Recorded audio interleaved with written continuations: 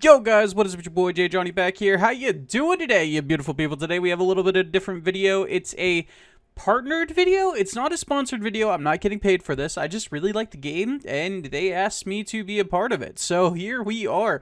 Today we're going to be playing a game of Wildhearts. I'm going to do some post-game commentary and we're just going to talk through the game and like how it plays, and I'm just going to explain to you guys what's going on, and maybe you guys will want to try it out for yourself. And if you guys do, there'll be a link in the description down below to join the Discord where you can play on the Tabletopia mod just like us. That being said, I am playing against Sam Graham, I believe. I believe it's Sam Graham. He is another TCG content creator, and he was a really chill dude. I really enjoyed talking to him. Unfortunately, I didn't have a mic at the time, so I was using my phone, which audio quality was really bad. If you guys want to watch us talk, like, you know, during gameplay,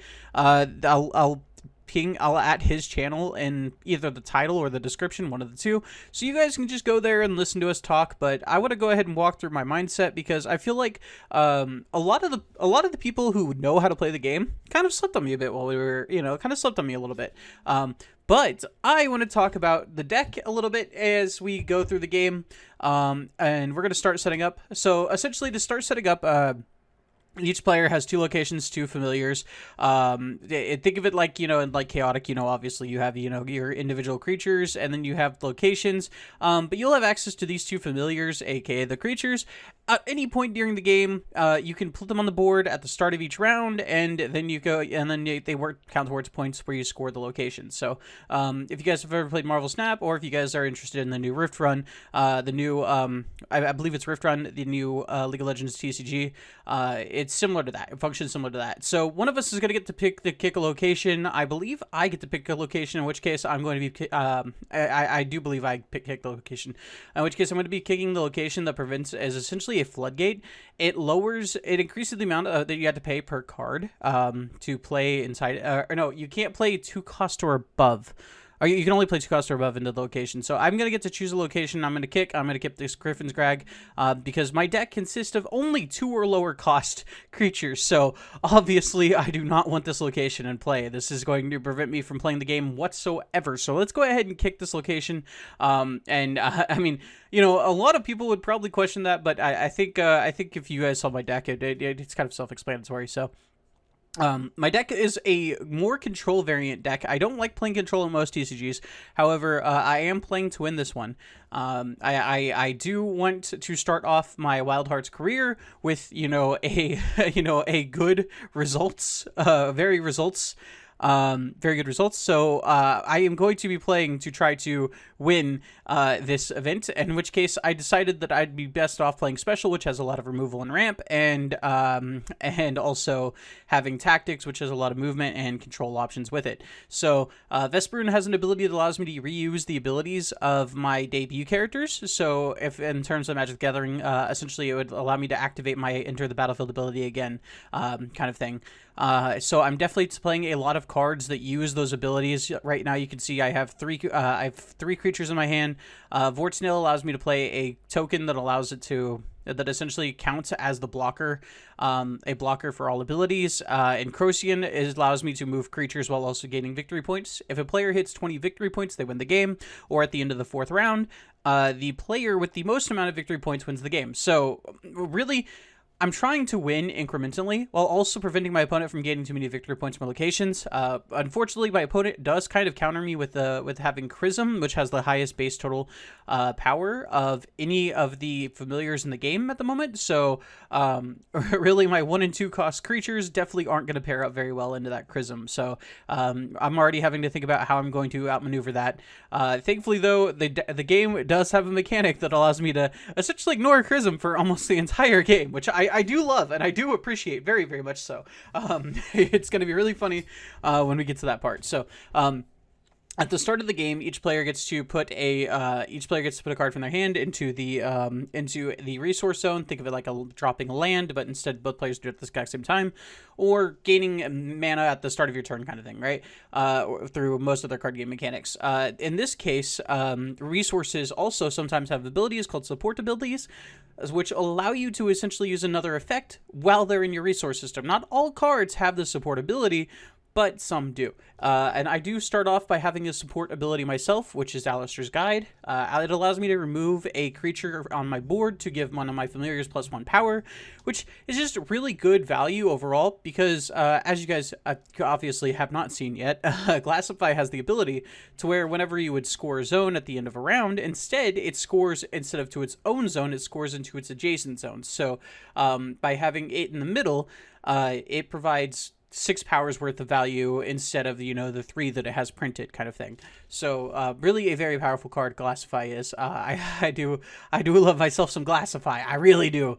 So we're going to start off the game here. My opponent charges a resource, so it's face down. It has nothing to it. And then he drops Chrism in a field, the field worth 5 points. You guys are going to see a lot of skipping around because I like to move around the board as I like, look at things, and I just like try to get a better view of stuff. I tried my best to do it less because I knew I was doing post commentary. Yeah, so right here, debut, may reset an ally in this field. So if he had an ally in the middle zone, for example, and it has like +5 power, I can reset it and bring it down to 0. Bring down to 0 power, which your power doesn't, like reset at the end of each turn without an ability doing so. So. We both drop our glass flies in the middle zone because, again, I mean, it's just the value of it. Your power will go into your adjacent zones, so it just provides a lot of value by just having that ability. I'm going to drop a Vesperoon. I believe I drop it in the middle zone here. I want to say I drop it in the middle zone here, just so I can ensure the fact that right off the bat I'm able to win that. I'm able to win to that second zone. So I drop it in the Glade. That's a stupid decision on my end. I don't like that. Whatever. It's whatever. The Glade has an ability that destroys the lowest power creature in the board. I'm going to drop Vortsnail most likely into the Glade if I recall correctly. And Vortsnail will make a token that has 1 power, so I don't have to worry about any of my stuff getting KO'd outside of that token. And honestly, tokens are kind of whatever to me. I don't really care. The field where the most VP is inactive, and unfortunately for my opponent, that is the Windy Plateau. Like I said, I got really lucky, and Chrism honestly doesn't play much of a role in this game. My opponent keeps throwing it into that field, and almost every single turn it gets knocked out by the Judge's deck. The Judge's deck adds a random effect into the game. Sometimes it'll make fields inactive. Sometimes it'll switch out an active field with an inactive field, which is why I like bounce that. Why I bounced his location instead of bouncing one of my own, was because that's just a harmful field for me. Like I said, all of my characters have minus. All my characters are 2 cost or lower, so having an ability that says I can't play characters into there just does not feel good at all. It's just not a very good fact to feel, So I do believe I have the initiative because I have the... No, I kicked his field, so he has the initiative. Yes. That's what's happened. Normally, you'll kick your own field to keep the initiative, but I believe since I'm playing tempo, it's best for me to go second anyways. Of course, I did want that field gone as it was, but I believe that, since I am playing a much more tempo varianted, you could probably look at my hand. If you know the cards, you would be able to tell. Reset spell allows me to change to reset the stats of characters on the board and also draw cards, and double-edged hit allows me to KO stuff. So if you knew anything about the game, then you would look at my hand and go like, oh yeah, this is definitely tempo. This is 100% tempo. Obviously, I don't expect people to know anything about the game. And then Crocian also has an ability that allows us to move characters, which is cool. It's cool. If I move my own character, though, I do gain a VP, which brings me 1 step closer to that 20 threshold to win the game. So my opponent plays Ignition here. Ignition has a powerful debut ability, which allows him to which allows him to give +1 power to all of his familiars and all of his familiars. He gives +1 power to obviously all his familiars. That's what the card does. So both of his familiars get +1 power. Glassify is now sitting at a 4 power, so 4 extra power will be going into each zone. You do need a creature in a zone to score it. So if Ignition is removed from the board, then he has 0 power in that field. So that's something. I am going to make some questionable plays. I know when I was making them, everybody was like, "Oh, that's questionable." I don't know if I agree with that, but I'm looking at the reset spell in my hand, and I'm like, okay, well, I always have the option to remove Chrism's block and then reset it at a later date. So if I can ever get 8 power into that zone, I don't have to necessarily worry about it. So I do tap the Vortsnail so that I do pay 1 to play the Vortsnail, and I'm going to drop that mirror image token over there in that right field zone. This allows me to make sure that I have 2 bodies in that board while also having that mirror image token being destroyed at the end phase. So the Ignition is not going to be enough to be able to KO anything. I do have speed, so I do get to take another action. Vortsnail has speed. speed, which is hilarity in it, right? I do have speed, so I do get to take another action. I'm going to go ahead and pay 0 to play this Moonlight Aura, which allows me to shuffle 2 special attack tokens back into the deck, and then I get to draw a card. Special attack tokens are really cool because they're tokens that are shuffled into the deck, but when you draw them, they cost 0, and you can just play them to give -1 to an opponent's creature and then draw another card. So they're essentially just a free -1 power as long as you can draw into them. If you don't draw into them and you're drawing into pieces in your deck, which is cool either way, that's what you want to see. But this deck is really utilizes a lot of tools to try to get those special attack tokens in your hand after you've shuffled them in the deck. So I'm going to get to draw a card here, and we're going to see what we get. We get a drill attack. So here's where the questionable play happens, right? Where a lot of people were kind of like, I don't know if I agree with this, right? I'm going to pay 1, and I'm going to play the drill attack. I'm going to pay 1 to play the drill attack. Moonlight Aura has speed, so I get to, take another action. I'm going to pay 1, play this drill attack, and I'm going to bounce that Ignition back to his hand. So what this allows me to do is this allows me to say, I get to win a field. You get to pick which one I win. Either he plays the Ignition into the middle zone and he wins that zone, or he plays it back into the right zone and then I win, the right zone. One way or the other, I'm winning the right zone. But if he plays it into the middle zone, at least he gets to score. So that's kind of my thought process here. Is I'm going to minimize what the remaining actions he has for the rest of this round.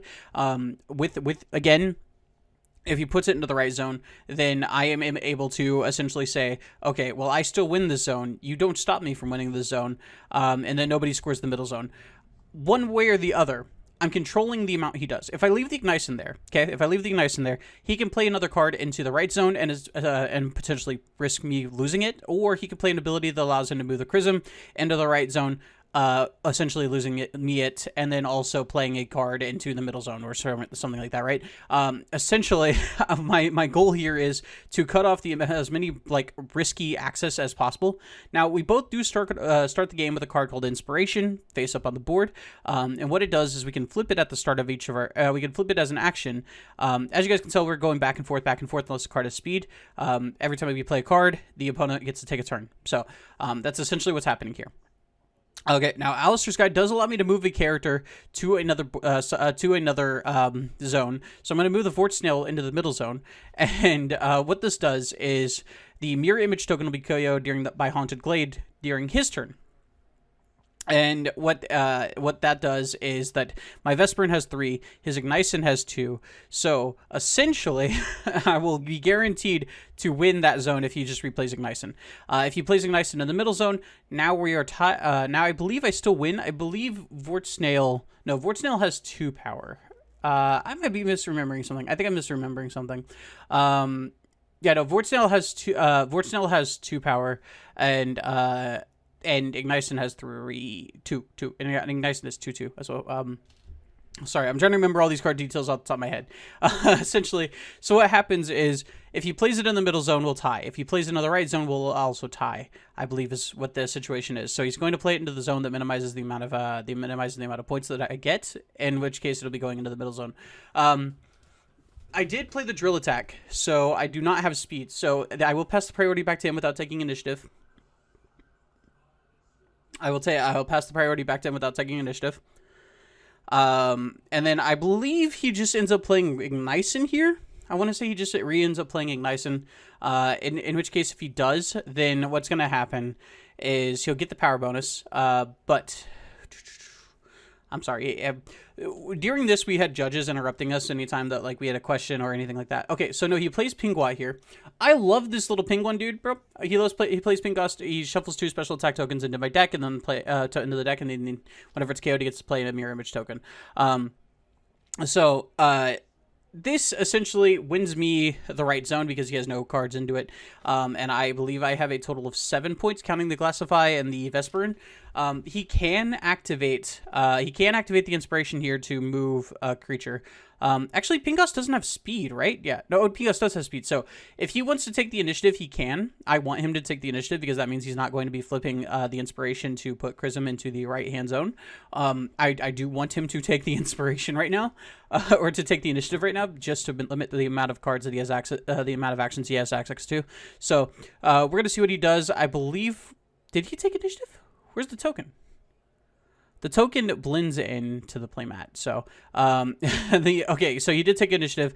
I ended up passing 2, so that way that, no other actions need to be taken. I did win 3 points from the Haunted Glade, and he wins 0 because of the fact that we both have access to, we both tie in the middle zone. So neither of us scored in the middle, but I did win points via the Haunted Glade zone. So, which is good. That starts me off with a 3-point lead. The game does speed up a bit from here. This is obviously a 45-minute match, unfortunately, so this is probably going to be like a 50-minute video, which is... Man, I have to talk directly for 50 minutes. That just sucks. So, at the end of each turn, both of your familiars, we go back to the bench, and then we will reset our resources. So essentially, they'll be untapping your mana. And then if you have the initiative, you draw 3 cards. If you don't have the initiative, then you draw 2 cards. So I will draw 2 cards. I will get Hidden Powers, and I will also get Enchantress. Again, I'm thinking I have Reset Spell, I have Double-Edged It, I have the ability to give minus power to my opponent, I have the ability to KO stuff to KO stuff my opponent has. So I'm not necessarily too bothered by the fact that he has Chrism, because I do have a way to essentially say we're going to reset, removing the block, and then also give minus power. So I'm not too bothered overall by his Chrism at the moment. Enchantress is also a very powerful and unique character in the way that it has the ability to shuffle special attack tokens into the deck based off the amount of creatures that your opponent has inside the same field. So, for example, if I were to put it into the second field right now, I would shuffle one special attack token back into the deck. And then it also gains power equal to the amount of resources that you have charged. So currently I have 3 charged, so if I were to play Enchantress, it'd be a 2-drop for 3, or it'd be a 3 power for 2. Which isn't the worst. It isn't the worst. Hidden Power also has the ability to essentially dodge around any protective effects. I talked about with Vort Snail, it creates a token that has Guardian so that it essentially absorbs any hits that my other characters would take. Hidden Powers gets around that and also KOs the highest power familiar that my opponent has. So if I were to play it into the middle zone, it would KO the Pingwat, for example. But if I were to play it into the left-hand zone, it would KO nothing because Chrism does not count as a non-familiar. It is a familiar, so it is not an ally. Vort Snail's ability is going to activate here. I'm going to be able to get the Mirror Image token into the middle zone. I hate Mirror Image tokens. Vesperoon has the ability to where it activates the debut. I mentioned it earlier. And here's where you're going to get to see it shine. I obviously get to create a body out of nowhere, and then also just for free. It's a free body out of nowhere, and that's just an insanely powerful effect. That body also has every single class type available, so any effects that would affect a class type will affect that body, which is very powerful. It allows my Alistair's Guide here to be so much more useful than it would normally be, just because I know that I can always move a Mirror Image token even if I have nothing else on the board. So very, very powerful effects. Next up, my opponent is going to flip the judge's deck. We both have our classifieds in the middle. They're both the same power. I do have the body advantage because I do have the Mirror Image token that the Vort Snail allowed me to play. So we are doing very good. Unfortunately, Chrism does still have 9 power. So, Chrism is a big boy, and I hate Chrism so much. I love Chrism. I do. I love playing Chrism. I hate playing against Chrism because I always feel like there's a disadvantage. Judge calls in to tell us not to use the little clicker on the side because, that's just inconvenient because he was also streaming the game. And so we do stop using the clicker and we use the little things in the middle. So I am at 3 points. My opponent is at 0. So we are about to flip the judge's card deck and see what a field that we have inactive. And field 1 is inactive this round. That Chrism's doing nothing this game. That's unfortunate for my opponent. I'm so sorry, Sammy. I'm so sorry, Sammy. Chrism is unfortunately inactive this round. He does have the option to use Inspiration to be able to take move him into his own, to be able to actually do something. Usually, most times, it's not very beneficial to sacrifice your Inspiration for 2 or 3 points. However, my opponent is already behind 3 points, and whenever fields, the highest cost field is a 5-pointer, you kind of just need to take the points where you can get them. It's really what it is. It's just... It's just it's really unfortunate. My opponent starts off by playing the game by playing Nyson. He accidentally flips up the Nyson, showing that he has a he played his other copy. But you can the funny thing about this game is that it does use the legendary rule from Magic the Gathering. So all of your creatures essentially are legendary creatures. You cannot have two of them on the board at the same time. I'm gonna go ahead and play the Enchantress here. This allows me to shuffle one special attack token, and I think this was a very bad play on my part. I think I definitely had other plays available to me. But it's okay. I'm not too worried about that. My main concern was getting a body onto the board. So I am going to shuffle that one attack token, special attack token into the deck. And I just really wanted to get that main body on the board. I need to continue up the power pressure. I do have the ability to remove things on his board, but I do not. If I remove everything on his board and I don't put any bodies on myself, I'm going to lose that game. And so, if you're looking at my hand, I have two ways to KO stuff, one way to reset stuff. I have Crocian, which allows me to score VP, and also move my opponent's creatures into inactive fields. Really, I have everything I'm going to need for this game. Alistair's Guide will activate here as well. We're discussing something about the Enchantress. Alistair's Guide will activate here as well. I get to move a tame ally to an adjacent field to give a friendly familiar +1. I'm going to go ahead and move this mirror image token over here into the guide, over here into the glade, and also give +1 power to my Glassify. I am opening up my Glassify to be a target for effects. However, I know that I have a Crocian in my hand, which will allow me to activate Guardian, which functions the exact same as the mirror image token. So I am definitely 100% trying to get that as active as soon as possible. My opponent is now going to be able to take an action because obviously my beautiful Enchantress does not have speed, so now he gets to play a card. Honestly, I kind of want him to play a super high cost card. I want to see something explosive here because I do have ways to KO explosive characters. So I am very interested to see what he does here. Obviously, I played the game. This is like, post commentary, so I know what he does. I believe this is the turn where he plays the turtle, and turtles suck. Let me tell you, I hate turtles. I hate turtles in this game because they're just big. No, there's nothing else to add to that. They're just big. Like, they are just big statted monsters. Yeah, here we are. We see the turtle come into play. The turtle also gets to block just like the Chrism does, so any effects that be done to it negatively by me are negated.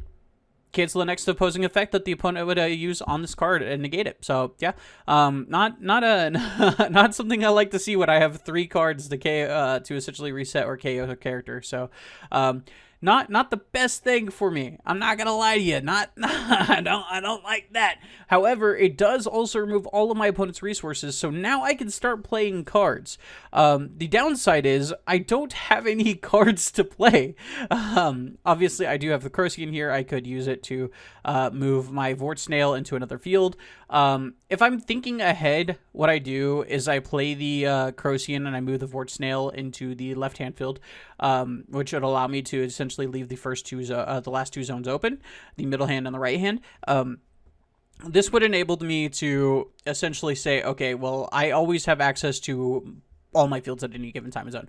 So then I could play the Vesperoon into the left-hand zone, since odds are zone 1 or the left-hand zone will be active during the next round, since there are only so many effects that just negate one zone. You don't have to worry about one zone essentially getting locked out of the game. So we are a very good position. Honestly, we're in a very demanding position right now. I do go ahead and play the Crocian here. This will allow me to move an ally and gain +1 VP if I move my own. Again, if I'm thinking correctly, I can do 2 things here. I can either move my token into the left-hand zone, or I can move my Vort Snail into the left-hand zone. I personally think I should have moved the Vort Snail into the left-hand zone. I personally think that was the better play. But I do get 1 more extra VP here, and that's going to allow me to essentially stay in the lead for the rest of this game. I'm snowballing here, I'm snowballing. Ignition has a lot of potential here to just die. If I'm being quite frank with you, the Glade kills a creature with the lowest power in it, and I believe Ignition has 2, and my Enchantress has 3. So unless he's about to use Strain Training here, which is a 0 cost plus 2, I don't necessarily have to worry about that Ignition. And honestly, I think I'm kind of okay with that happening, if I'm being 100% honest here. I actually believe that we tie into the middle field. I believe it's another tie. We essentially tie this field every single round. It's kind of funny. The judge actually chimes in constantly throughout this and is like, "Hey, did you guys give you the plus power? Because the middle field, whenever you win the middle field, you get to give a character on the board plus 3 power." And he keeps chiming in. He's like, "Hey, did you remember to give the plus 3 power?" And every time we're just like, we tied. Like it's not that we forgot. We just couldn't. And so he's looking at the board right now. We're counting up the total. I think he's thinking about flipping his inspiration, I think is what's happening here. If he does flip his inspiration, he's able to win that right hand field pretty handedly. I'm not too worried if he does. I don't believe he does, though. Yeah, okay, he doesn't. In Ignition dies here, I will score the right hand field, and nobody will score the middle field because we will tie. Again, this is really just showing the power of having the ability to move your units around. I mean, and at free will, I can always essentially say if you can't protect your thing in the right hand zone, you lose it. And that's essentially what's happening here. And despite the fact that he has more cards in hand, I believe at this point he has a hand of like 7 or 8 cards.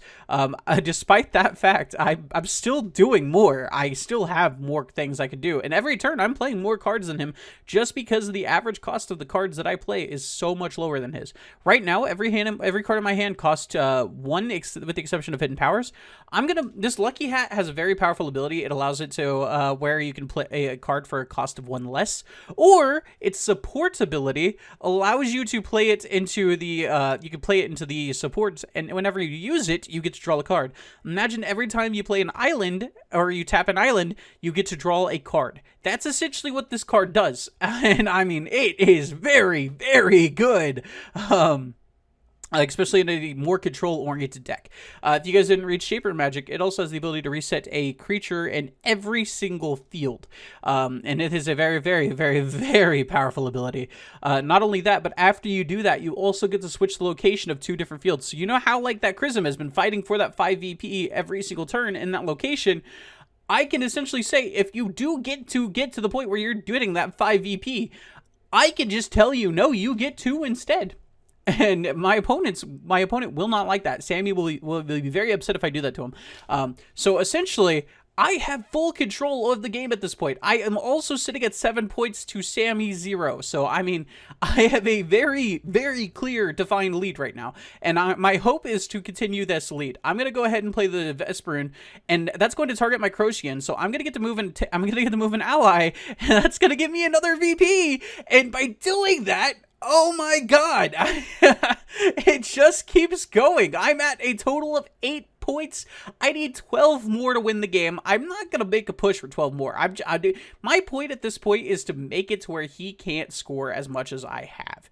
That's my current goal, is to just say, you're not scoring as many points as I have scored. Because if I can lock him out of scoring a lot of points, I don't see how he wins this. And that's the goal, is just to ensure the fact that he gets as few points as possible. Because I cannot have him winning. He's going to go ahead and play Glass Fly into the middle zone, because obviously it's just the objectively correct play to do. If the middle zone gets cut off, then that means the lower your points will be going to the right hand and the left hand zones. If you put in the right, if the right hand zone gets cut off, that means it's all going to the left hand zone.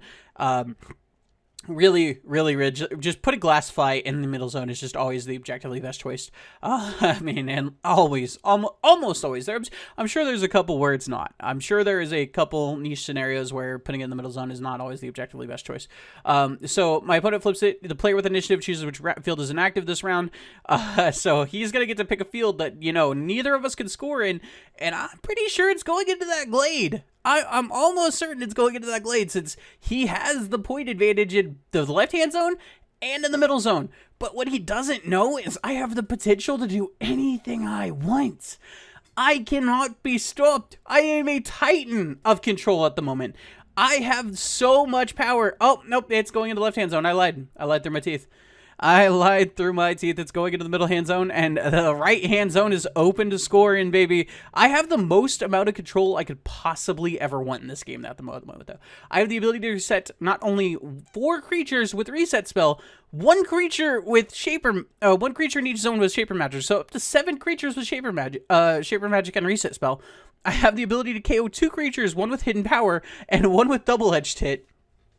Or double-edged hit also the power to give -2 to a creature. So I have a lot of potential control right now, not counting the lucky draw, gives me an extra draw, not counting Alistair's Guide, giving me the ability to move characters on my board to give power to my Classify. Honestly, I am in control right now, and if I can keep this going, then I can ensure the fact that I have the inability to... Oh my god, he plays Pakera. So, Pakera has a very powerful ability that says, all my cards cost, all my allies that I play into that zone cost an extra 1 to play. Now, I don't know about you guys, but if I'm looking at my hand, all of my cards say Tamer, not allies. Isn't that neat? So, I get to play any of my cards in my hand. I'm going to pay 1, I'm going to pay 2, I'm going to play Hidden Power into that zone, I'm going to move a friendly creature, and I'm going to kill that Pakera. I don't like floodgates. I will always kill... I was asked by my friend, the judges. They were like, hey, why aren't you playing any floodgates? And I was like, on principle, I will not play a floodgate. And as you can see, I hate floodgates so much that I will make poor decisions to kill them. Honestly, I don't even think that was a poor decision. I really don't, because I'm probably not going to be playing many more familiars for the rest of this game, to be honest with you. I have a very powerful control board right now. I have the ability to gain more VP with Crocian. I have with Vesper's ability, I can use Vortsnail to be gaining more Guardians for mirror image tokens. I have a lot going for me. Honestly... Also, I did kind of screw up because whenever I played Glassify, I could have reset a creature in the zone, so I could have reset the Tort, and then that would have allowed me to essentially kill the Tort later on. Minor mistake on my end, but I think we're going to be fine. With such a drastic point difference, I find it hard for me to be possible to choke at this point.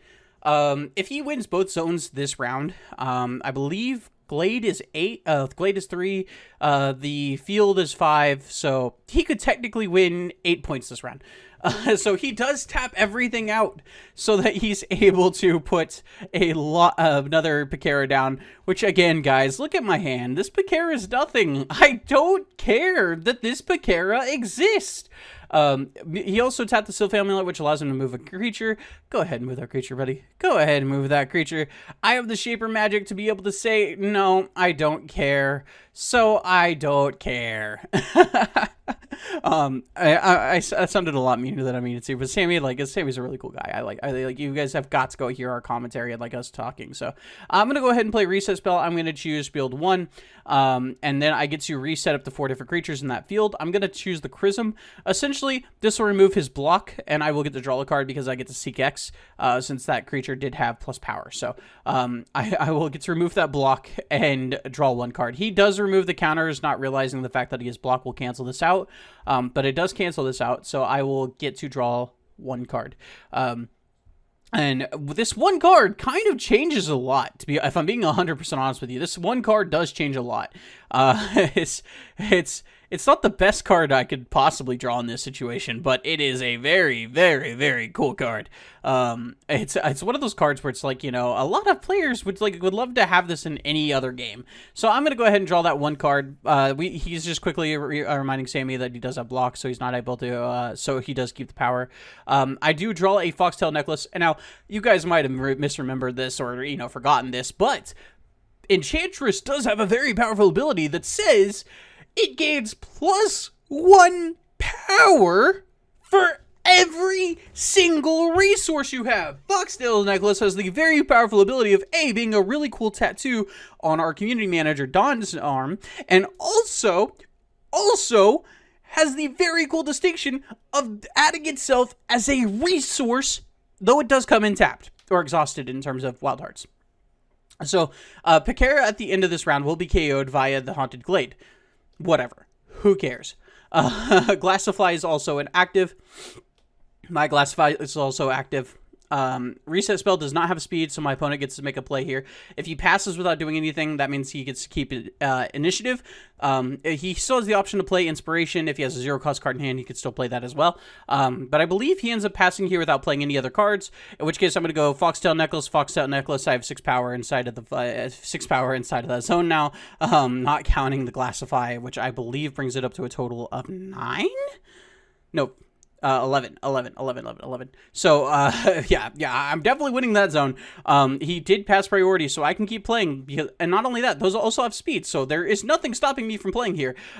So, I'm gonna go ahead and play, I believe I play Shaper Magic here, and if I recall this correctly, I'm able to do a lot of damage here. So, let's go ahead and read Shaper Magic. You may reset 1 creature in each zone, and then you get to switch locations of any 2 zones. So I'm going to go ahead and, I don't know, reset that Chrism back down to 0 power. I'm gonna reset that Glassify down to 0 power, and then I'm gonna go ahead and remove block from that Tortu. Him moving that Tortu there kind of hurt him a bit, but hey, that's just the price you pay. I'm gonna go ahead and throw the Glade over there. I kind of, yeah, I know. I shouldn't have done that, but hey, it's fine. We're fine. We're Gucci. I'm going to go ahead and use Alistair's Guide to move my Mirror Image token over to the right-hand zone. And it's just so much fun. I do kind of forget that Chrism has a second ability, not just gaining block. It also has the ability that if it would be KO'd, then you get to reset it into that zone. So, did screw up a bit there. But that's okay. As long as I keep this going and I keep this tempo going, then I should be fine. So I'm going to go ahead and just move. Come on. Me. Remember Alistair's Guide. Me remembers Alistair's Guide. No, me forgets Alistair's Guide. Did I really forget Alistair's Guide? There's no way I forgot Alistair's Guide. I don't remember forgetting Alistair's Guide. Because we distinctly talked about the whole, like, you know, Chrism being KO'd via the Haunted Glade thing. Huh. Okay, I guess I don't forget Alistair's Guide. I moved the Vort Snail over there. And then I get to have 1 power to the Glassify. Yes. 6. Oh, yeah, because I win that zone. I win that zone because Vort Snail plus Glassify. No, he has Glassify too. So I just lose that zone. Huh. I don't know why I don't know why I didn't just move the Mirror Image token. You know, this is why we go back over our games and we talk about them. So my Mirror Image token will be destroyed, and I believe I do definitely win that left-hand zone, right? Like 8. He is at 8. I'm at 6. 11. He's at 11. We tie that zone? Do we tie that zone? 12. No, I'm at 12. I'm at 12. I'm at 12. He's at 11. I'm at 12. Okay. So 6. Yeah. He's at 11, I'm at 12, so I do win that zone. I do win 5 points, so I'll be going up to 13 here, and my opponent will be getting 3 points, and that will bring him up to a total of 3 points.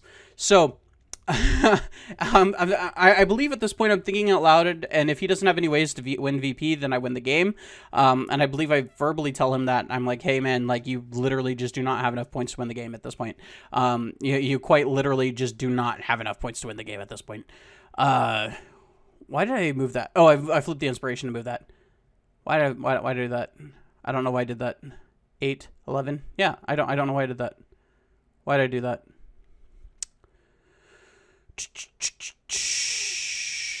I don't even know what we're possibly discussing at this point. We should be over by this. I'm assuming the judge interrupted us to tell us something. I'm assuming that's what that was.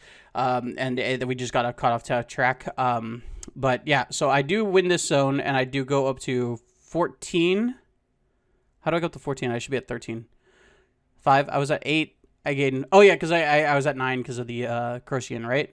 I can't remember. I don't know what ended up happening there, but hey, it's fine. We're good. And then the judge never stopped us. Nobody ever corrected us. This is why I personally like the clicker a lot better than I do like the other stuff. I just feel like it's I feel like I feel like it's just easier to track it on a clicker. Okay, so here's a very powerful hand. Auto has the ability to where it can come down for 1, and then it can KO any creature that was played this round. Special attack token has the ability to again give -1 power to a creature, and I also get to draw a card to replace it. Double edged hit has the ability to where I can move a creature, and then give -2 to a creature in that zone. Or if a creature he controls has -power, I can just KO that creature out there, right? So we are in a very good position here. We also have the lucky hat to be able to draw an extra card. We also have the Alistair's Guide to be able to move for board control. I mean, like, this is a good position to be in. On top of that, Vesperin can come down. I can use Crocian's ability to move that Vortsnail. It can come down into that Vortsnail zone. I can use the Vortsnail's ability to play another Mirror Image token. I mean, this game, good is over. This game is as good as over. He goes ahead and plays the Chrism into the right-hand zone. Left-hand zone, right-hand zone, any zone. Okay, he plays it to left-hand zone, comes down, gets block. That's cool, bro. I don't care. That's whatever. Who cares? Like, what's that gonna do to me? I'm gonna go ahead and play a Vesperoon into the Crocian zone. That's going to allow me to trigger the Crocian's ability. I'm gonna be able to move that Vortsnail, and then I get to gain a VP. Let's just keep this VP lead going. Let's just keep this VP lead going. I'm going to go ahead and gain 1 more VP. That's going to bring me to a total of 15 VP. I just don't know how he wins this. I'm looking at this and I'm like, mathematically speaking, he has 3 VP. He needs to gain 12 VP to tie, and that's assuming I don't get any more VP this round. I genuinely do not know how my friend plans on winning this game. I don't. He also does have inspiration available to him, but I mean, if you add up every single zone, he gets 10 VP. He needs to have an ability to gain 2 more VP just to have a chance to win. I'm telling you, I think mathematically I got this. I think mathematically, via mathematics, the power of math, I think I have this. I think the game's about to end. I think the recording is about to end. That's not right. Oh, I guess part of it got corrupted. That's unfortunate. That is very, very unfortunate. But I guess the ending just did not save. So yeah, essentially what ends up happening is essentially right here, the game is over. My opponent does not have the ability to gain any more VP going forward. I believe he wins a zone worth 4 points so that he's able to, or he wins 4 more points worth of value, which enables him to go up to a total of 7 points to my 15.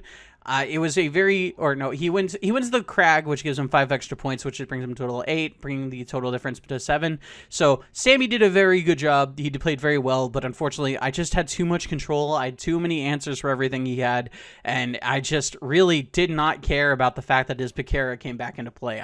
It was not a necessary, it was not a very big threat to my overall game plan. So, Sammy, good game. If you guys are interested, check out Wildhearts. The link is going to be in the description down below for you guys to go check it out. That being said, I am JadeJonny, and I'll be seeing you guys later in another video. Peace out.